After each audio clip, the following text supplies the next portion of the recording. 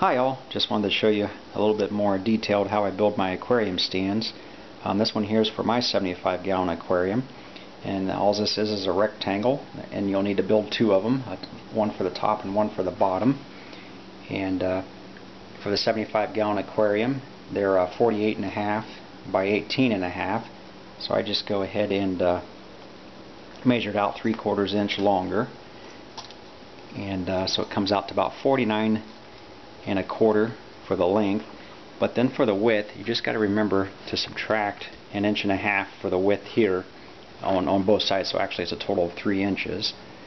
And then once you have all your pieces cut, then what I do is I go ahead and use a corner clamp and do one corner at a time. And these aren't that expensive. I think I paid about $6 for that. And I go ahead and pre-drill my holes, and I countersink the screws in. And a little neat trick to do that is first I pre-drill my hole with a smaller drill bit, just slightly smaller than what this screw is. Then once that is complete,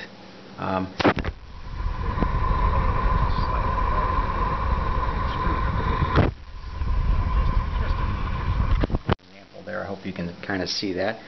But you just sink it in just a little bit, and when you screw the screw in there, that'll sink down into the wood so it's not poking out of the wood there. Okay, then I'll go on to the next step and just show you how I join the top and the bottom.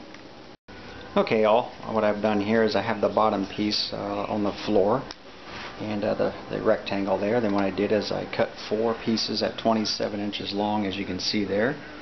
And you just simply put them in the corners there, and just go ahead and screw them in. And what I do though is I use a C-clamp and just clamp them down in place to help hold them. And also I use my level to make sure they are indeed level. I check both sides and to make sure they are as level as possible. And now I will go ahead and put the top on, and I will show you how I do that. Okay, I went ahead and put the top rectangle on there, and there's 2 ways you can do this. You can either put that on the floor, then flip your bottom piece upside down, or you can do it this way. I kind of like doing it this way, that way I can check the level.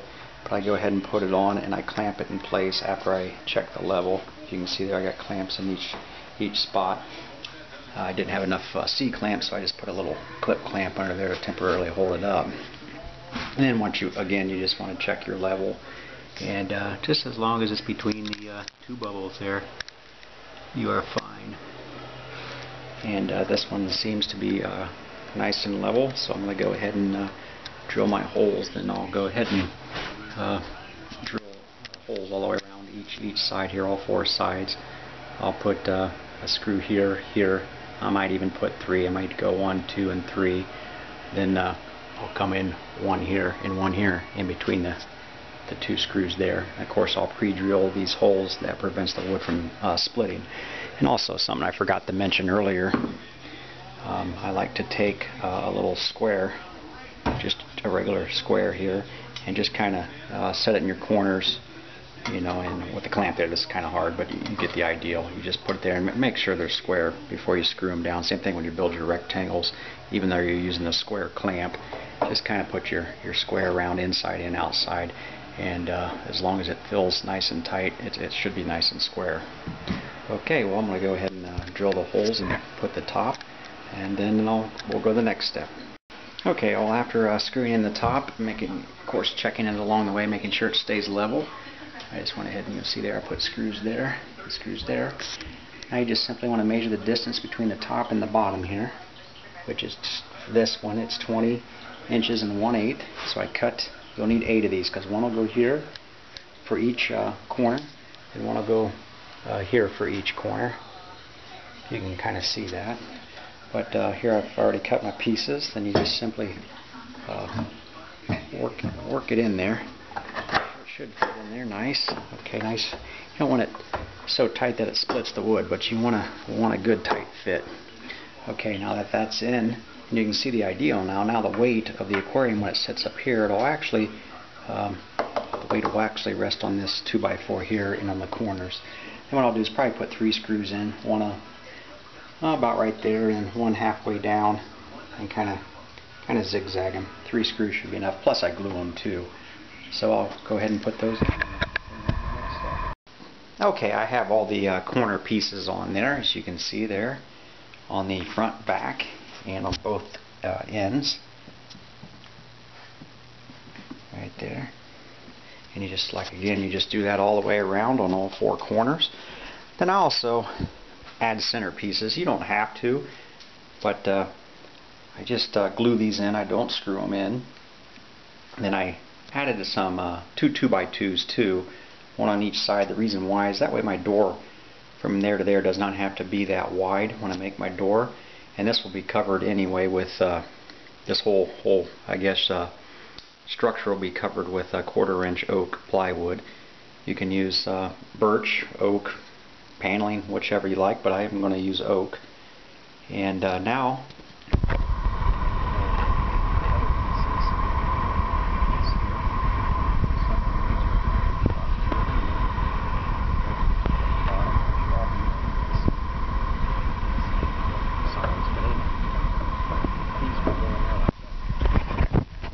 for the top, I will also put one in across here and glue these in and screw them.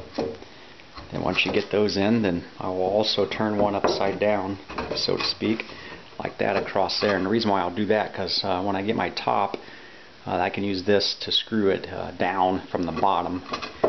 And I was almost thinking about doing that like this too on this stand here. But normally I turn it like that. But I'm thinking about doing the same thing on here, so that way when I put my top on, I can screw from the bottom to grab the top instead of going down. The only danger with going down, screwing your top down, is that you don't want the screws to pop up. But if you countersink them deep enough, they should not pop up or come loose.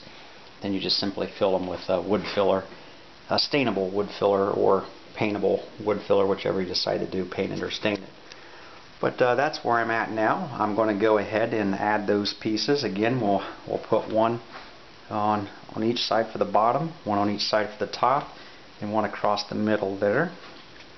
And I'm going to continue on. Okay, now I have the top pieces on. I went ahead and just decided to put these in long ways like I normally do there. But what I did do is I had a couple extra 2x2s, so I went ahead and put a 2x2 in there. That way I can screw the top into that, and that's away from the edge of the aquarium, because the glass, on a glass aquarium, the bottom doesn't set flat anyway. There's a little bit of indentation. I'm not sure of the exact height, maybe a 1/8 inch to 1/4 inch, maybe more than that. But then I lay this one across flat, so to speak. That way I can screw from up underneath it. And the same side did the same thing here, or the other side did the same thing here. Okay, then I started putting the facing on already. And if you look on the sides, there's that piece of, it's just a 1/4 inch oak. And just cut it to size, nail it in with little brad nails, and glue it, of course. At least I like to glue it. But anyway, what I do is I measure, I pre-cut these. There it is, and that one will go there. I'll glue it on and nail it. Then the bottom piece will go on, then I'll measure the distance between here and here to put that piece in. And I just use a nail set like that. After you can kind of see there, take the nail set, tap them in, then I'll fill that in with wood putty before I stain it. That way when I stain it, you won't be able to see those nail holes. And just a little tip, when you cut these, if you're using a circular saw, just put the good side down. That way the wood splinters. It splinters on the bad side, like right there, instead of on the good side. Now you can use a table saw. I have a table saw, but personally I don't like using a table saw on this thin of wood. It just seems to kick back very easily. So that's just a little tip there. But anyway, I'm going to go ahead and finish putting on the rest of the facing on the front. And I don't put any on the back because just to save a little money, plus you don't see the back anyway. Then after that, as the glue dries and all that, I'll sand it down a little bit. Then I'll fill in those holes and I'll go ahead and put the top on. And when I put the top on, what I like to do is I'll use a heavy construction liquid nail. After, of course, I center it and all and make sure it's level. And that brings up another point. You want to make sure that you have no high spots, and to do that you can either use a level. If you don't have a level long enough, just any piece of straight wood, just kind of, for example, laid across, and just kind of go along and check for high spots. And you can obviously see high spots if you have any. You definitely don't want them on the edges, and that all this should match up fairly close. Then the glue will help add a little, I guess, shim, so to speak.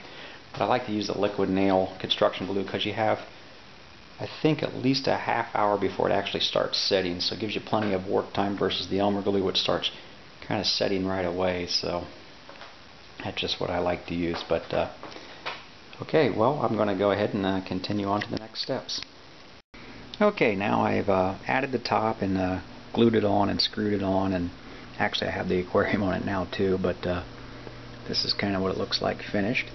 And I used an antique walnut for the stain. I went ahead and made the doors and added those. Those are just made out of 1x4s, and I just kind of evenly spaced them. You don't have to space them, I just thought it gave it kind of a unique look. But that's how it looks. Then of course on the inside of the door you can kind of see I have two 1x4s going across there to brace them and put screws on each board there.